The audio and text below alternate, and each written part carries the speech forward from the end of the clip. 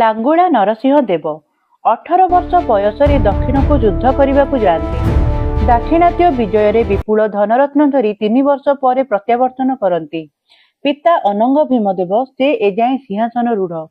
ମାତାଙ୍କ ଉପଦେଶ, ଯୁଦ୍ଧରେ ଉପାର୍ଜନ କରିଥିବା ଅର୍ଥରେ ସୂର୍ଯ୍ୟଦେବଙ୍କ ବିଶାଳ ମନ୍ଦିର ନିର୍ମାଣ କର, କାରଣ କଳିଙ୍ଗର ଏକମାତ୍ର ଅର୍କକ୍ଷେତ୍ର ବଞ୍ଚିତ ରହିଥାଏ। ଉପଯୁକ୍ତ ମନ୍ଦିର ନିର୍ମାଣରୁ ଅନ୍ୟ 3ଟି କ୍ଷେତ୍ର ପୁରୀ, ଭୁବନେଶ୍ୱର, ଯାଜପୁରରେ ମନ୍ଦିର ନିର୍ମାଣ ସରିଥାଏ। ମାତାଙ୍କ ଉପଦେଶରେ ଆଗଭର ଲାଙ୍ଗୁଳା ନରସିଂହ ଦେବ। ଆରମ୍ଭ ହୁଏ ନିର୍ମାଣ। ହାତୀଠୁ ବୋଇତ, ସ୍ଥଳଭାଗରୁ ଜଳପଥ, ସବୁଥିରେ ପଥର ବୁହା କାର୍ଯ୍ୟ ଜାରି ରୁହେ। ଦୀର୍ଘ ବର୍ଷର ପରିଶ୍ରମ ଶେଷରେ ପରିଣାମ ସ୍ୱରୂପ ନିର୍ମାଣ କରି ଭବ୍ୟ କୋଣାର୍କ ସୂର୍ଯ୍ୟ ମନ୍ଦିର। ପ୍ରାଚୀ ନଦୀ ଓ ବଙ୍ଗୋପସାଗରର ସଙ୍ଗମ ସ୍ଥଳରେ ଏହି ମନ୍ଦିରର ସ୍ଥାପନା ହୋଇଛି। ସେ ଯୁଗରେ ଏହା ଏକ ପୋତାଶ୍ରୟ ବନ୍ଦର ଥିଲା, ଯାହାର ନାମ ଥିଲା କୋଣଗର। କୋଣଗର ନାମାନୁସାରେ ମନ୍ଦିରର ନାମ କୋଣାର୍କ ହୋଇଥିଲା ବୋଲି ଜଣାଯାଏ। କୋଣାର୍କ ଶବ୍ଦକୁ ବିଶ୍ଳେଷଣ କଲେ ଜଣାଯାଏ, ଏହା ସଂସ୍କୃତ ଶବ୍ଦ କୋଣ ଓ ଅର୍କର ସଂଯୋଗରୁ ତିଆରି ହୋଇଛି। କୋଣର ଅର୍ଥ ହେଲା ଗୋଟିଏ ପାଖ ଅଥବା 2ଟି ଦିଗ ବା ରେଖାର ମିଳନ ସ୍ଥାନ ଓ ଅର୍କର ଅର୍ଥ ହେଲା ସୂର୍ଯ୍ୟ। ଏହି ମନ୍ଦିରଟି ସୂର୍ଯ୍ୟଦେବଙ୍କ ପାଇଁ ନିର୍ମିତ ହୋଇଥିବାରୁ ଏହି ଜାଗାର ନାମ ତଦାନୁସାରେ କୋଣାର୍କ ହୋଇଥିବାର ଜଣାଯାଏ। ପାଶ୍ଚାତ୍ୟ ଦେଶର ନାବିକମାନେ ଏହାକୁ କୃଷ୍ଣ ପାଗୋଡା ବା ବ୍ଲାକ୍ ପାଗୋଡା ଓ ପୁରୀ ଜଗନ୍ନାଥ ମନ୍ଦିରକୁ ଶ୍ୱେତ ପାଗୋଡା ନାମକରଣ କରିଥିଲେ। ଉତ୍କଳୀୟ ନୌବାଣିଜ୍ୟର ଏହା ଥିଲା ସୂଚିତ ପଥ।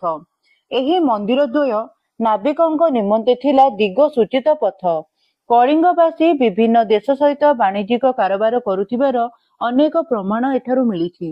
ପୂର୍ବ ଆଫ୍ରିକା ସହିତ ବାଣିଜ୍ୟ ସମ୍ପର୍କ ଥିବାର କୋଣାର୍କ ସୂର୍ଯ୍ୟ ମନ୍ଦିରରୁ ଏହା ପ୍ରତିପାଦିତ ହୋଇଥାଏ।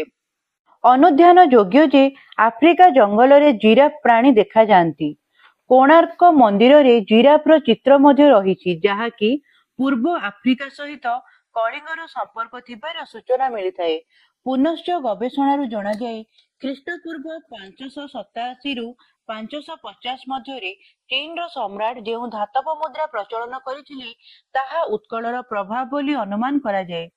ଖ୍ରୀଷ୍ଟପୂର୍ବ 75ରେ କଳିଙ୍ଗବାସୀମାନେ ଜବଦ୍ୱୀପ ଯାତ୍ରା କରୁଥିବାର ସେଠାକାର ପ୍ରଚଳିତ ଅବ୍ଦରୁ ଜଣାଯାଏ। ସେହିପରି କଳିଙ୍ଗବାସୀ ରୋମ ସହିତ ବାଣିଜ୍ୟିକ ସମ୍ପର୍କ ରଖିଥିବାର ପ୍ରମାଣ ମିଳିଥାଏ। ସେ କାଳରେ କଳିଙ୍ଗ ଉପକୂଳରେ ଥିବା ପିଥୁଣ୍ଡ, ପାଲୁର, ଗଙ୍ଗା, ତାମ୍ରଲିପ୍ତି ବନ୍ଦର ଥିବାରୁ ବଡ଼ ବଡ଼ ଜାହାଜ ଯାତାୟାତ କରୁଥିଲେ। ଯେପରିକି ଜଣାଯାଏ, ବାଣିଜ୍ୟ କାରବାର ଯୋଗୁଁ ରୋମରୁ ପର୍ଯ୍ୟାପ୍ତ ଧନରତ୍ନ ଚାଲି ଯାଉଥିବାରୁ ରୋମ ସମ୍ରାଟ ବିବ୍ରତ ହୋଇ ପଡୁଥିଲେ। ଏବେ ମାଟି ଖେଳାଇଲେ ଓଡ଼ିଶାର ଅନେକ ସ୍ଥାନରୁ ମିଳେ ରୋମର ବିଭିନ୍ନ ପଦାର୍ଥ, ଯାହାକୁ ଅନୁଶୀଳନ କରନ୍ତି ପ୍ରତ୍ନତତ୍ତ୍ୱବିତ୍ମାନେ। ପ୍ରାକ୍ ଐତିହାସିକ କାଳରୁ ରହିଛି ଉତ୍କଳୀୟ ନୌବାଣିଜ୍ୟର ପ୍ରତ୍ନତତ୍ତ୍ୱ।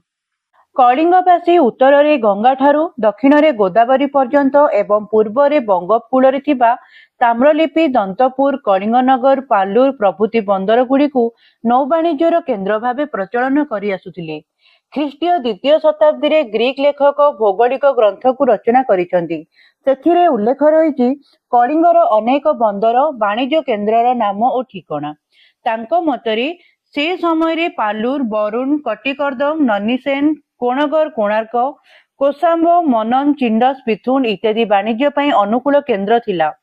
ପୁନଶ୍ଚ ମଧ୍ୟଯୁଗରେ ଯେଉଁ ବନ୍ଦର ପ୍ରତିଷ୍ଠା ଲାଭ କରିଥିଲା, ସେଗୁଡ଼ିକ ମଧ୍ୟରୁ କଳିଙ୍ଗପଟ୍ଟନମ, ସିନେଭାର ସୋନପୁର, କାରପାର ଗଞ୍ଜାମ, କାଟୋର କୁଶଭଦ୍ରା ମୁହାଣ, ନରେଶପୁର, ଅରସପୁର, କାନକା, ପିପିଲି, ସୁବର୍ଣ୍ଣରେଖା ନଦୀ ମୁହାଣ, ବାଲେଶ୍ୱର ବା ବୁଢ଼ାବଳଙ୍ଗ ଆଦି ଅନ୍ୟତମ।